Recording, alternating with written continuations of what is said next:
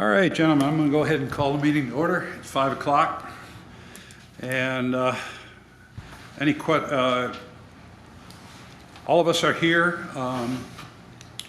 Roll call is good. We don't have Katie tonight, so we're making do with the best we can with Jeff helping out take down some minutes. Just so you know, from the standpoint of Dennis Otto, Dennis actually did resign. He's got family issues that have come up and allowed him not to be able to make the meetings and be active. So we're actively looking for more members. And by the way, Vita, I understand that you talked with Jamie Catlett, who is the barber. She's interested. Yeah, she said she would fill in I gave her an application, and she said she would fill it in and turn it in. Wonderful, wonderful. You So gave her one, I gave her one too. Oh, okay. She's two. I'm going to get my hair cut tomorrow, so I'll give her one too. Oh, good, good. No, that's great. She recently moved to that area over in Maxwell Town, so. If she signs up, we still have 2 openings. Right. So let's continue to talk to people and get them interested. Gentlemen, this is our last meeting of 2023, and the agenda is in front of you. Is there any additions or corrections or additions to the agenda that you have? Not for me. No, not for me. Okay, hearing none, the agenda is approved. It does not appear that we have any citizen or public comment today. You also have in front of you the minutes from our last official meeting, which was on July 10th. We haven't been able to have meetings in August or September because we did not have a quorum. So the minutes are in front of you. Are there any additions, corrections to the minutes? No corrections or additions on my part, just a curiosity question. Sure, go ahead. What did we come up with on Michelle's Pipera tree? Yes, I looked at that, and we are going to remove the tree that is diseased. Okay. That will be removed. It is, could be a safety hazard. The other tree is healthy. The other tree, they're concerned about it as property owners because it's infringing on the sidewalk. I think we've seen a lot of that in the last Oh, absolutely. couple of months, those of us that are looking at tree trim requests, but I believe, and Jeff, correct me if I'm wrong, you know, the sidewalks, yes, it's a shame, but if we've got a good, healthy tree there, I don't think that we should be removing a good, healthy tree just because it's bulging a sidewalk a bit. I think if you took that practice, you would have to remove probably 60–70% of the trees in the community. Mm-hmm. Yeah. John, I've gone that way because of that. Even though they requested the tree to be removed because of the sidewalk, I says no, and turned down their request. Right. Again, there's been some work done, like I know over on Cedar Street, Cedar and 4th, the corner there. I think the city crew trimmed the base of a very large maple and fixed some sidewalk. But I wouldn't think, I want to make sure, Jeff, that we don't start to get the city committed to those kind of things. Are we okay with that, the rest of the guys? No, I wouldn't commit to And Jeff, I mean, I'm concerned that we're going to get a lot of requests, yeah, trim this base of this tree and fix my sidewalk. John, I would say our job is just to see the tree itself and see whether the tree is healthy and needs to be cut down or not. Yeah. The decision on the sidewalk is not ours. Everybody comfortable with that? Are you comfortable with that, Jeff? Yeah, just for informational purposes, and I tell this story many times a month, actually. The current city ordinance, and it's a long-standing ordinance, places the responsibility of sidewalk maintenance and upgrades on the adjoining property owner. However, the city hasn't enforced that, to my knowledge, in decades. So if I'm a homeowner and I've got a cracked sidewalk or a heaved sidewalk in the front of my home, it's actually my responsibility to have that done. And the city, by ordinance, is supposed to ensure that I do that, or take other remedies. The council over my tenure with the city has discussed this at least 3 times and has not elected to change that. However, anybody who walks around the community knows that we've got a lot of bad sidewalks and a lot of trip hazards. So what my department has done is, instead of trying to just skip around town getting the worst ones or getting the ones that we have complaints on, we've tried to create the most efficient program that we can to eliminate the trip hazards. So we began on the north side, and we sweep through the entire north side. And the first thing that we do is we hire a company that actually bevels the concrete, if you will. And so they can go up to half the thickness of a slab. So if you've got a 4-inch slab and there's a 2-inch trip hazard, they can bevel that down to eliminate that, and it doesn't require removal and replacement. So we do that at about a quarter of the cost of replacing sidewalk. So we've had them move a section ahead of us, and we got a year head start. They got a year head start on us, and then we've trained our staff and got the tools and the abilities to then do removal and replacements where it's not a candidate for that technique. So we're following behind their work, and we're doing the rest of them. And I'm not filling in gaps. I'm not doing broken sidewalks. I'm trying to get rid of the trip hazards first. By this year, we should be just about complete with all of those improvements west of Maple Street, south of the river. And then we will begin in what we call the center section between US 31 and Maple, and we'll move from the river south, and then we'll go back towards the river, maybe Mason Street, and we'd work on east of 31 and try to do that whole thing. When there are roots, when we do the removals and there are roots in the way, we do remove those roots so that we can pour the concrete back. And we have had one tree that fell quite a few years ago, 4 or 5 years ago, that fell as a result of that. But, if we feel that we have to take out so much that it makes the tree unsafe, then we'll just add the tree to our removal list. Right. Very good. I just really appreciate that clarification. Yeah. Because, we're seeing that a lot in the requests, so. So just a point of order, you were reviewing your minutes. Exactly where I'm Okay. going.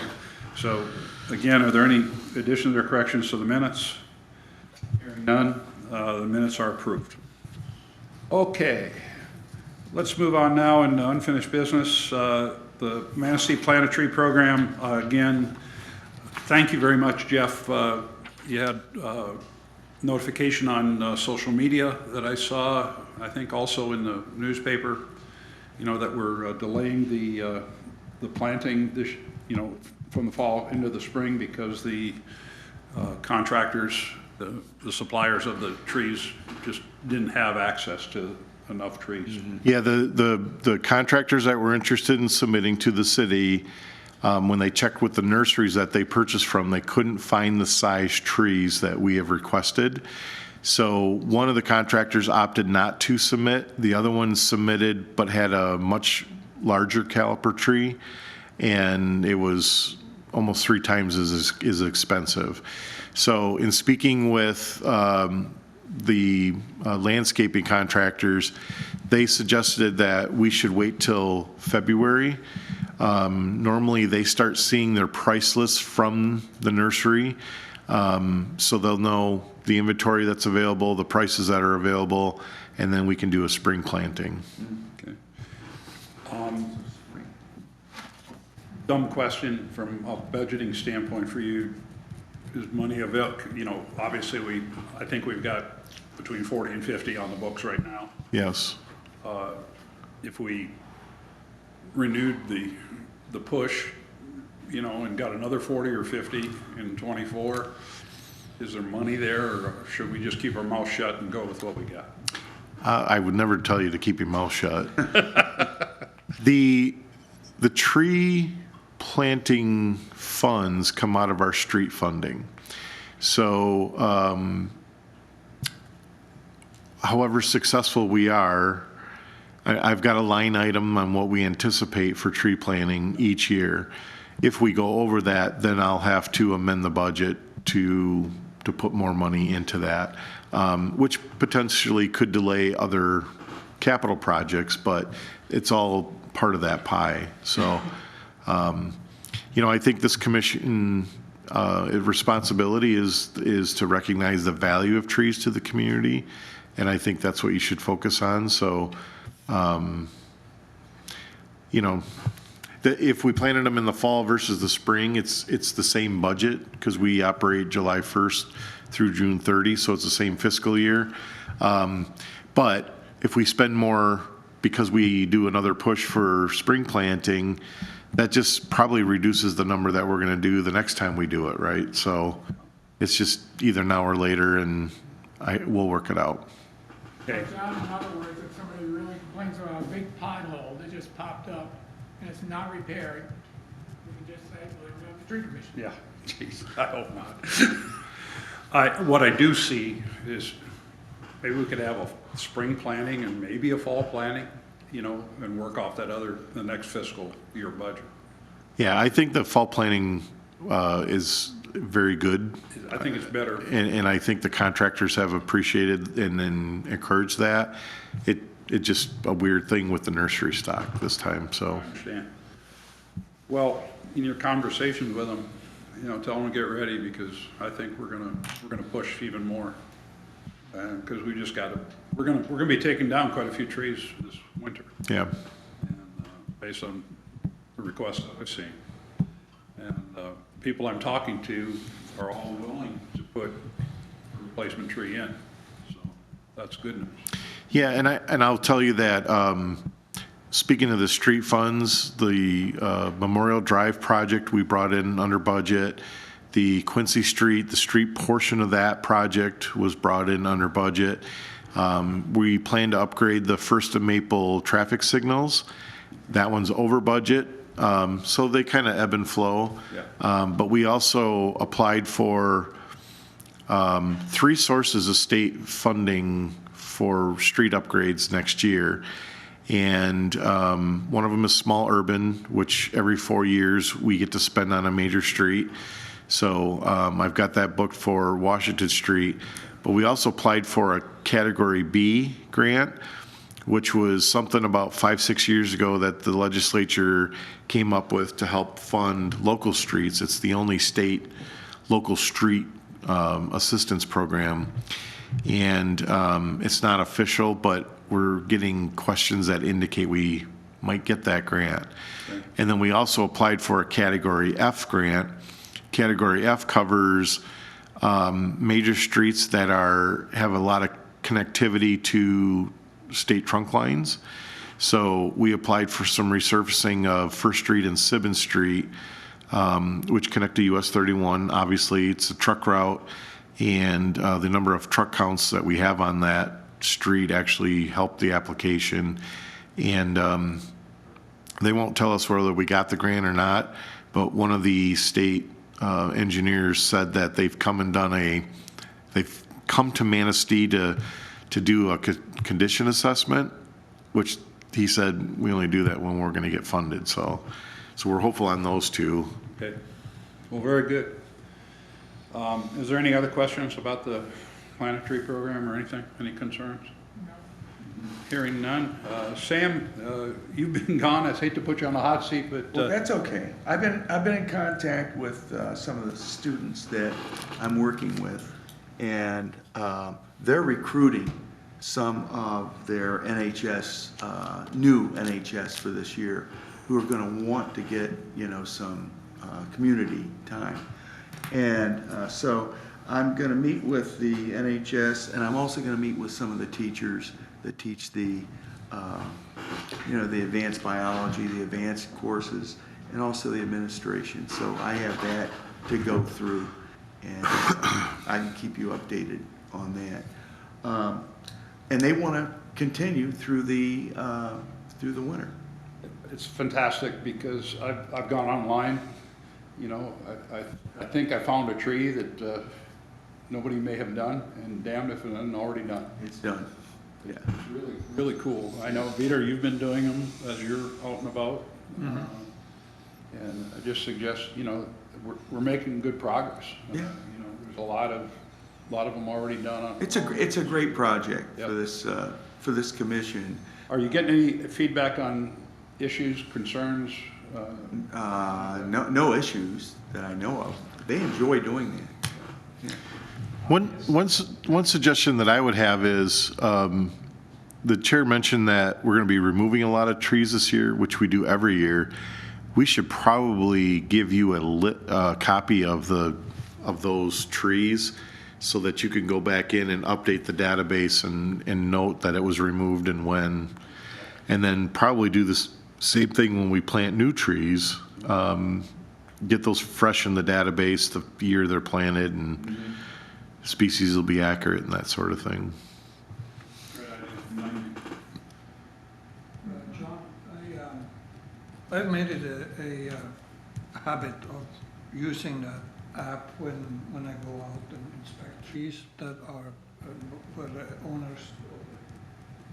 property owners have applied. And I had some ideas that we could possibly use that app to in that process too. I don't know, I would like to hear your comments on that. But if we did add 2 or 3 lines in that app, we could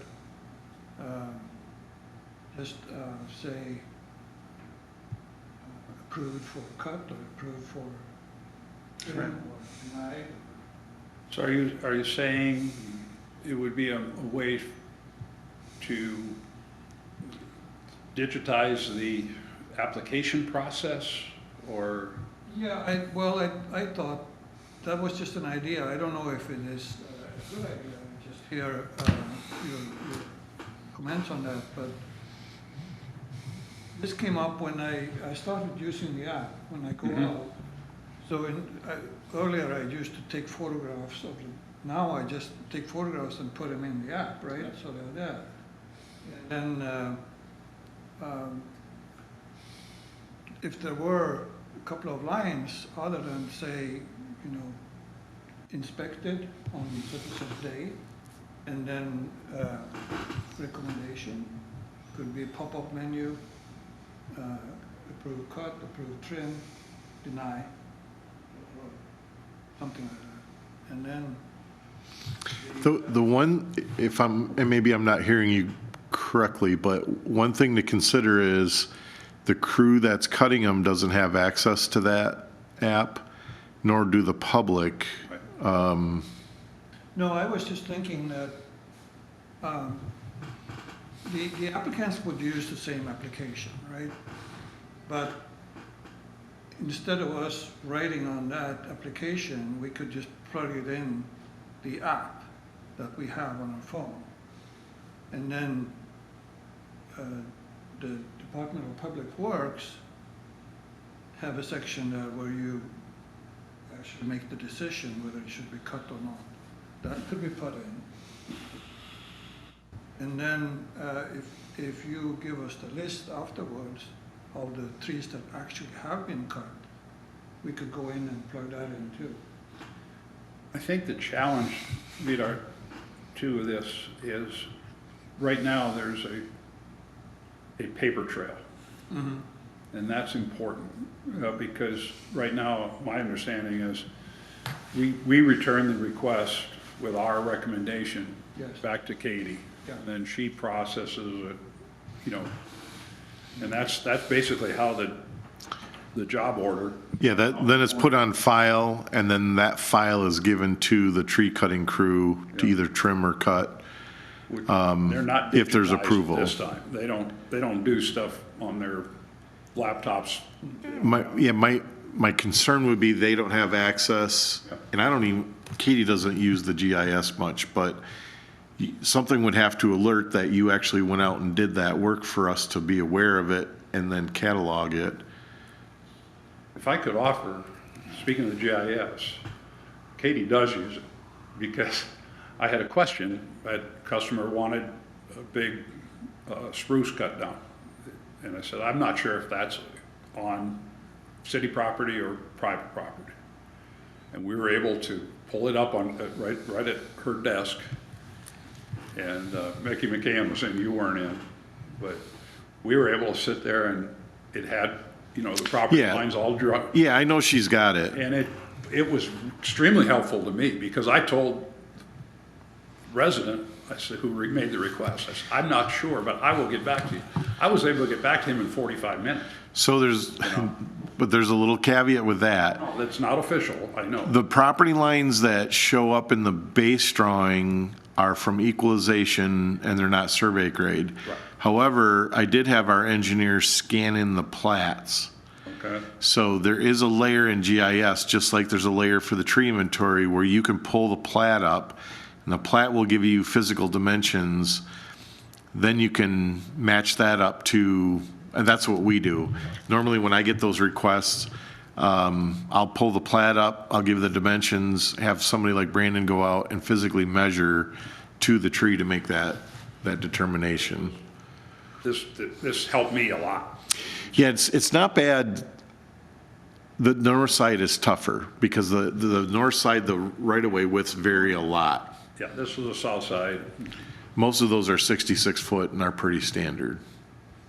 yes. Well, yeah, this is very helpful feedback, and I understand now that might not be a good idea to enter this. You know, I understand the need for the paper trail, but what we should do, like Jeff suggested, is to add lines so that we can record when the tree is cut, Yeah, and then record when a new tree is planted. okay. That goes in the database. Sam, could you check with the folks at, I think it's Spicer that you're working with, whoever, that set up, just see if you can add, you know, something that if the tree has been removed, how do we annotate that, right? And if a new tree has been planted in that location, Or another location, or new trees. yeah. One thing I'm thinking about is I'm listening on this, that if you go ahead and put this information in there and the tree is removed, I would think you'd just want to scrub that spot of data completely out. Right, So it wouldn't even be there, it's non-existent now, right. right? I agree. Yeah, from the top of my head, I can't imagine what historic value That's right. that would provide. So I mean, by putting this information in there, it's going to be scrubbed out. The only thing we may want to do, if there is a place to put it, when we take a tree out, we know how many maples we removed, we know how many Right, yeah, that's going to be on, horse chestnut we removed. well, that's going to be on the paper trail anyway on that. But that, yeah, Yeah, I don't know, but I mean, I would think that we'd want to scrub this out, and ideally, if that new tree is put in the same location or 10 feet away, that new tree is going to show up there. yeah, and we gotta we should take a picture of that new tree and That would be everything. good for the tree, the new tree. And once we get the whole city mapped and inventoried, it's gonna be a whole lot easier just to go out and do the new trees.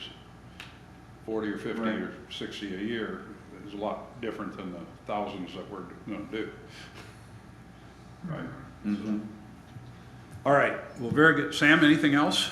It sounds like things are going well. Yeah, you know, I work at, you know, whenever I go out and I get something that I have to go ahead and survey because I get the paper, and I mean, I always use the GIS. You know, I'll take a picture, I'll write comments, you know, so I think you're doing that too. Yep. So Very good. it's a record. All right, super. Under new business, Vitor, you got any update on any potential grants that we need to be focused on while we're over the winter, while we have nothing to do? Yes, well, I have been looking, and it looks like there are a lot of cross-references. So it's basically two places I have found so far where we can apply for grants. The one is the money that comes from DTE, which is $4,000, which the city would have to match. But then there is the use of agriculture as an urban forest program. And it sort of ties in with the state has a Michigan State urban forest plan or something, or forestry plan. And there are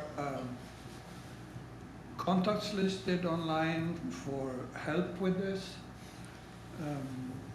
So I just looked at, again, the state forestry plan under urban or community urban forestry. One thing I noticed today, again, is that one of the criteria is that they say it's more information needed about the environmental conditions in the city, such as the density of canopy density for different neighborhoods. So if we had all our trees documented, that could probably come up automatically. You know.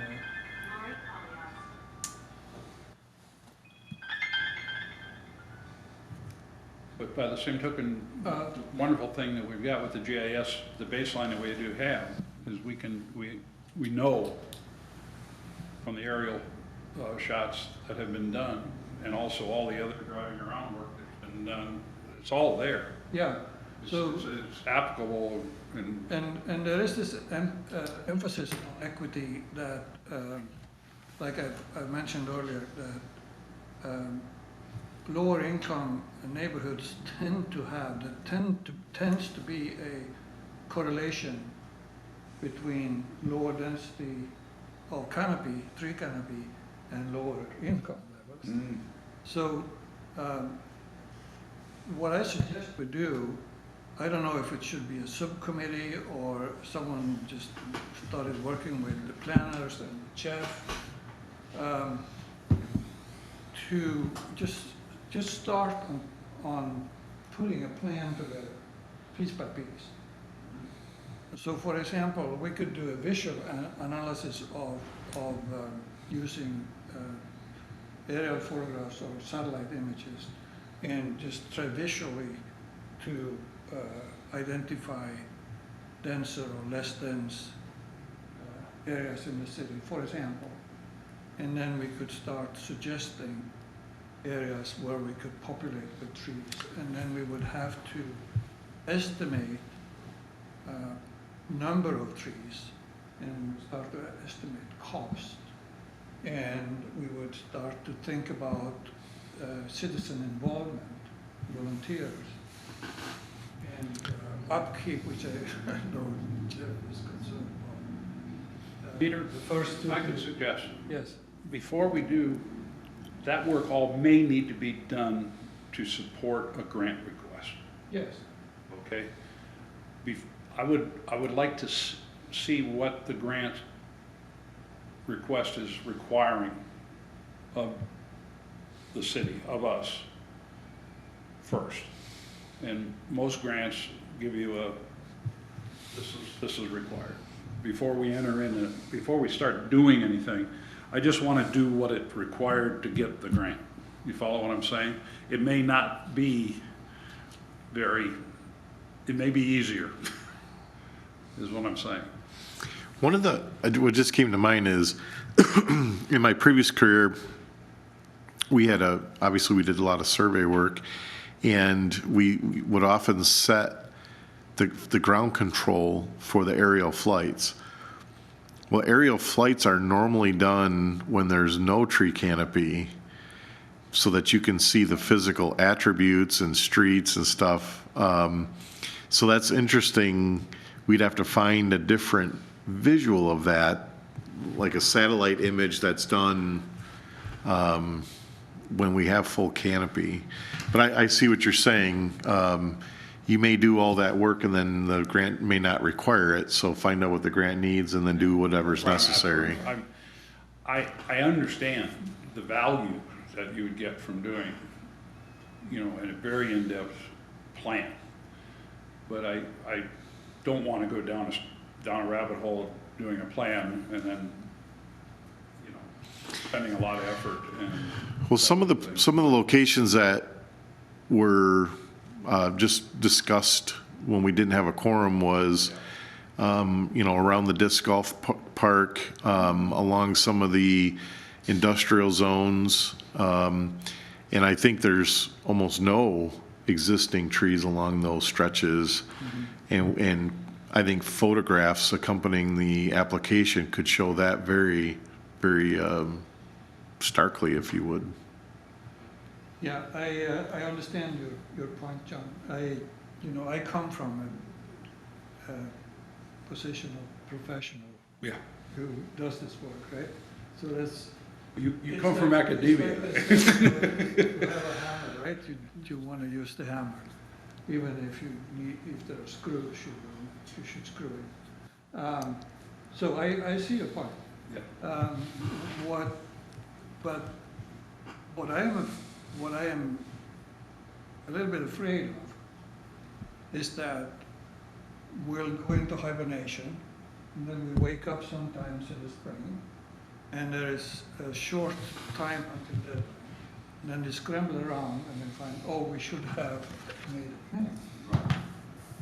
So I think the solution then is I will try, if you think that's a good idea, I will actually try to look up some contacts, try to get to some people who would tell us what we need to do. Most granting organizations will have something that says, this is what, get your act together, these are the things you need. Right. you need to Right. develop. And- Right. and I'm volunteering right now, just a second, Peter, I'll volunteer to dig in and Okay? work on that. Mm-hmm. I've done that for several other organizations and we've been successful in getting grants. So, The DTE one, we applied and received that grant. Yep. Probably 4 or 5 years ago when we planted trees at Duffy Park. That was pretty simple to do, but there's not a whole lot of value. Like, you don't get a lot of money compared to, $4,000. I think we got like $100 a tree, but it all matters. I think Vidar sent me, I don't remember which grant program, but I thought that one, the one that you had sent me, looked very promising. Just the time frame, like you're just saying, the time frame was short. So I agree with kind of forming a working group and come up with a grant program that we think we could achieve. We always have to remember that we need city council approval before we apply for those grants, because they almost always require match money, and I've got to be able to demonstrate where the match money comes from. So now, just because we don't have anything budgeted now, that could be something that is discussed and gets budgeted for the 24, Yeah. or actually fiscal year 25, which begins July 1. So, yeah, so if we have some time to work this winter and at least come up with the program that we want to do and the scale of it, the match, that would be worthwhile. But what I'm looking to do is do as much as we can in this, within our, and not, I don't want to load more stuff on your team and all this. I don't want to, but when we do get to the point where, okay, Jeff, Yeah. this is worth going after. Here's what we need from the city. We'll have all the X's, I's dotted, T's crossed, that kind of stuff. So if we could do that, that would be great. Yeah, well, I mean, the more you guys get involved, the more synergy, and I think the better application we can put together, but I'm happy to work with you over the winter on it. Okay. If something comes up and you want to sort through some paperwork, mountains of it, give me a call. Absolutely. I mean, we don't have to have formal meetings. No, we don't. In fact, I think as long as we don't have a quorum, we're okay. Yeah. All really, I'm serious. Yeah, I understand. We'll not be conducting business, Right. you know, outside of these recorded meetings. I got that from the city manager's Yeah. secretary.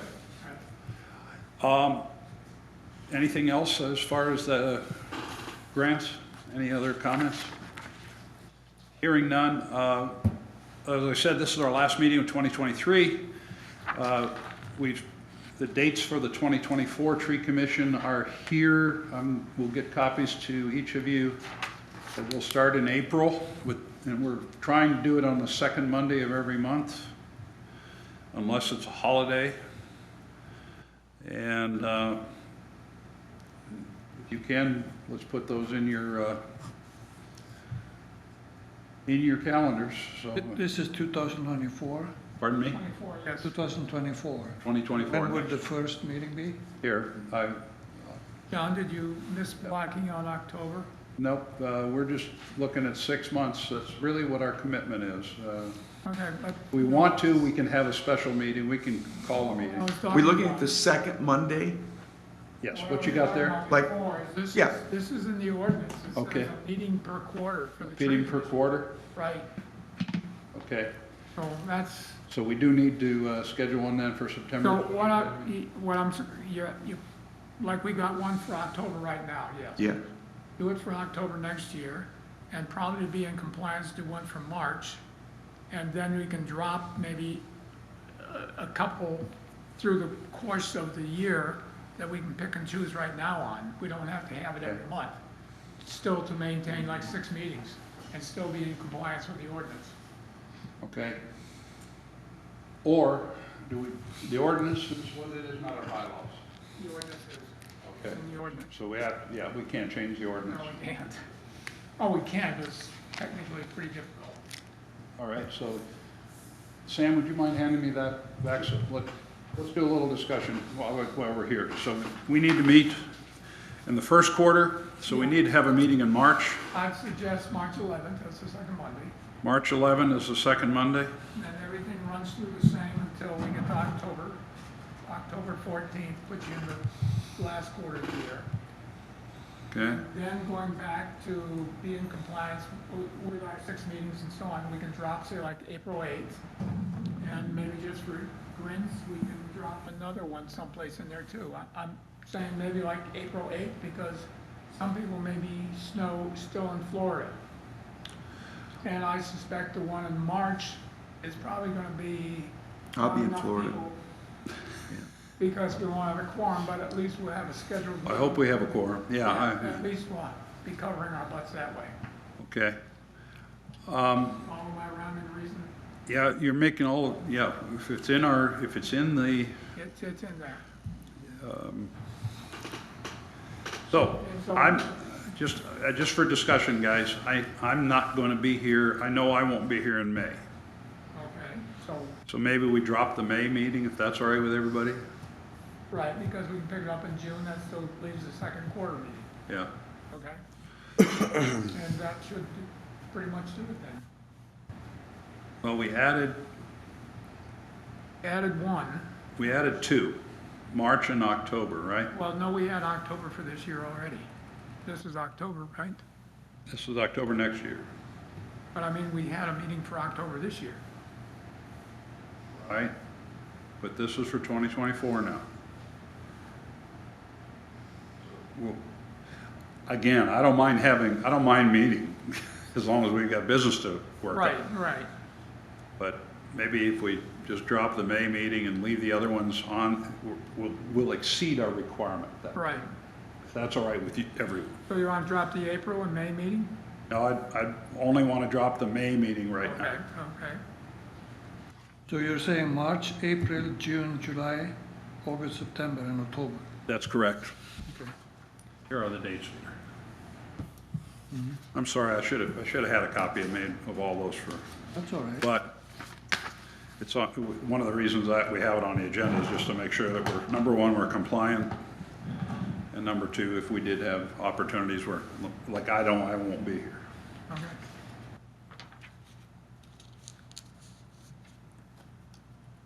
So, okay? Everybody good with Yep, those changes? I'll communicate that to the city managers. right. Okay? All right, Sam, you got anything you want to go on record with? No, I'm fine with, especially with the potential for the grants for tree planting, and especially the areas that really need it. Yeah, I'm fine with that. I enjoy working with the high school students. That's great. It's a great project.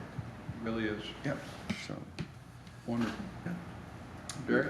I just want to mention that what Vidar was talking about, and I heard something on the public radio station and so on, they were interviewing somebody that's from Detroit, and they got this large grant for like 40,000 trees in Yeah. the state of Michigan or something like that. And they were putting it around through the lower income areas of the city and so on, focusing around that way. Just because what Vidar was saying is that the lower income areas of the city were much less treed. Yep. So it's very valid, and they were talking to him on that. And they actually have this guy, he's got a designated job for doing this. Full-time designated job for doing this. Locating, planning, taking care of the canopies, density, and so on, just like you were talking. So if we can get a portion of that through some kind of grant, to help, it'd be great. Yeah, so if our population is 1% of Detroit, Right, we could do 400 trees. 400 trees. Be wonderful, we get 400. there you go. You know, they got 40,000, we get 400, I think it'd be wonderful. Jeff would be happy for that. Okay. Well, it's only, at the rate we are planting now, it's only 10 years worth of, Right. you know, and it may take some years to get a plan like this done. One thing, just as we're in the community, out and about, what'll happen this winter is people are gonna see a lot of trees being cut down.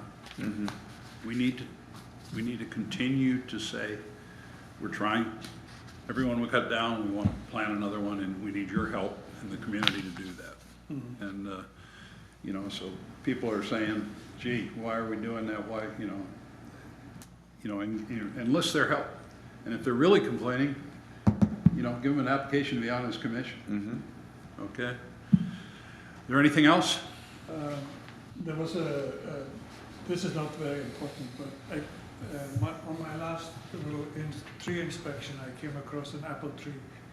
And the property owner said that she had wanted to clean up the apples, but the city has told her not to touch the tree or the apples. So I was just wondering if that's really the case, or if property owners are I don't think that message came out in the last 10 and a half years. right. So I could go back to the property owner and tell her to. I don't, is it a public tree or a private tree? No, it's on the city. It's in the. It's in the right of way, In the right of way? But I suspect they might have planted it many years ago. obviously. It's not a crab apple tree, it's a big, Apple tree.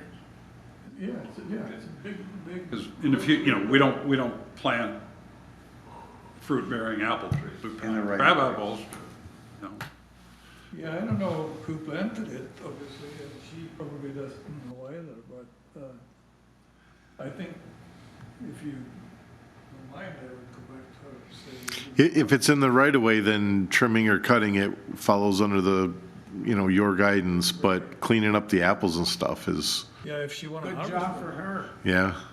Very good job for her. or she may not want to. I mean, that's the other thing, that's the city's apples that are Or- messing up my yard. But it's her option. If she feels, Yeah. that she needs to do something, yeah, fine. Yeah, I mean, it's, But how do we handle that one? It's the city's tree, it's dropping apples in my yard, no, it's not, in her yard, it's in the. City property. But it's reaching over the sidewalk. I think it's the same way as a chestnut tree or any tree that drops leaves. By the way, the only comment I have is, I'm going to have leaves on sale in another few weeks, so if anybody needs leaves, I'll be happy to deliver them to you by the truckload. Last year, what we removed from the city streets was about 43,000 compacted cubic yards of leaves. Yeah. And I think about half that's already in my street, ready to be picked up, right? Peter? But, yeah, that's the other point, guys. Be ready.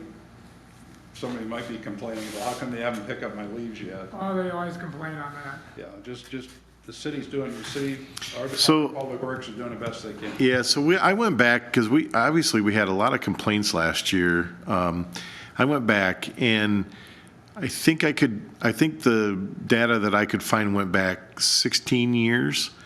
And for the oldest 6 years, we didn't start leaf pickup till mid-November. The past 10 years, we've picked up leaves starting the first week of November. And for me, it correlates when I get the 6 bridge tenders released from the bridges. On November 1st, they come back to work, and I've got 6 more employees. Okay. So that's what always triggered when we start our bulk leaf haul. The council and city managers asked us to initiate work earlier this year.